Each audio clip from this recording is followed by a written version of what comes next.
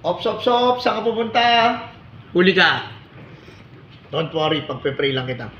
Yung gospel ngayong araw na to ay ang pag-ibig sa ating Panginoon. Tinanong daw ang ating Panginoon kung ano yung pinakamahalagang utos. Sabi ng ating Panginoon, ibigin mo ang Panginoon mong Diyos ng buong puso, ng buong mong kaluluwa, at ng buong mong pag-isip. Ito naman ang pinakamahalagang utos. Ibigin mo ang iyong kapwa gaya ng pag-ibig mo sa iyong sarili. Dahil daw sa dumadami ng mga mananampalataya sa panahon ngayon, nagpatawag daw si Satanas ng meeting sa impyerno. Sabi niya, ipatawag ang mga matatalino, ang pinakamagagaling, sapagkat magkakaroon tayo ng brainstorming. At nung nandoon na po sila dun sa kanilang meeting, sabi ni Satanas, marami na ngayon ang mananampalataya na sumasamba kay Jesus. Kaya ano ang pwede natin gawin para mailayo muli sila sa pagpapala, sa pag-ibig at pagsunod nila kay Jesus? Alam mo, sumagot yung pinakamatalino. Pangatlo sa pinakamatalino, sabi niya, Panginoong Satanas, meron akong suggestion. Ano yan? Ganito po gagawin natin. Sabihin natin sa mga tao na hindi totoo ang langit. I-inject lagi natin sa kanila to. Bakit?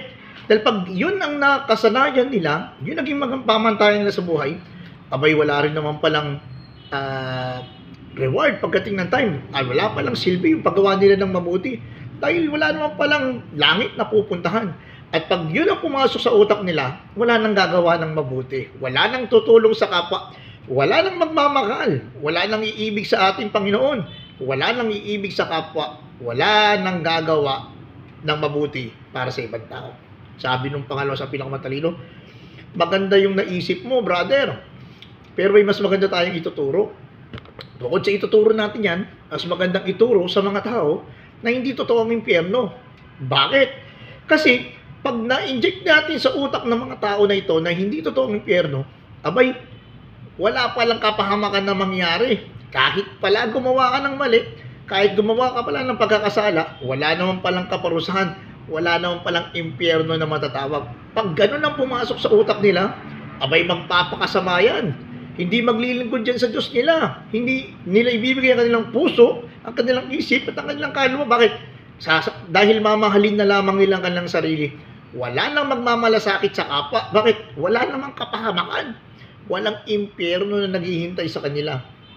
Sumagot naman yung pinakamatalino, yung valedictorian. Sabi niya, maganda yung naisip nyo, mga kapatid.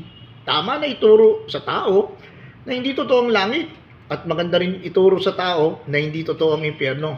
Pero may pinakamaganda tayong ituturo sa tao. Ituro natin sa mga tao na ito, lalo na yung makakarinig nito, na totoo ang langit at totoo ang impyerno. Pero hindi pa sila mamamatay ngayon. Pag ganoon ang pumasok sa utak ng tao, iisipin nila, ay, bukas, sa mga susunod na araw, sa isang taon pa pala ako mamatay. After 10 years pa pala ako mamatay. Hindi muna ako gagawa ng mabuti. Magpapakasama muna ako, saka na lang ako magsisisi pag malapit na ako mamatay.